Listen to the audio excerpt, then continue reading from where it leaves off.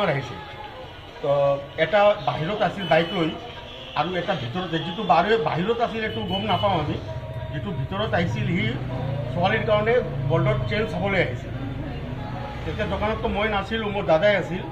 তো দাদাই তাক চেইন 3টা হাতত দিছিল। দি চেইন চাই পিছত দাদা বেলেগৰ কাষ্টমাৰৰ লগত কথা কৈ আছিল।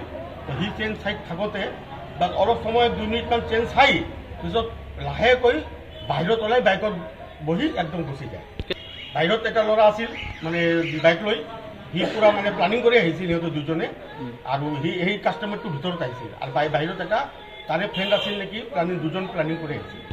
3খন চেইন লৈ গৈছিল সোণৰ চেইন। কালি দিনত দুপৰীয়া 1:30টাৰ পৰা 2টাৰ মাজৰ কথা। এজাহাৰ ৰাতি মই থানাত এজাহাৰ দিছিলোঁ।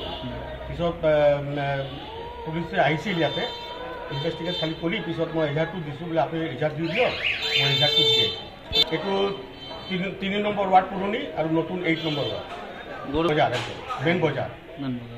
CC কেমেৰাত টোটেল পিকচাৰবিলাক আবদ্ধ আছে আৰু ভিডিঅ'টো বনাইছোঁ আৰু তাৰ পিকচাৰো লোৱা হৈছে।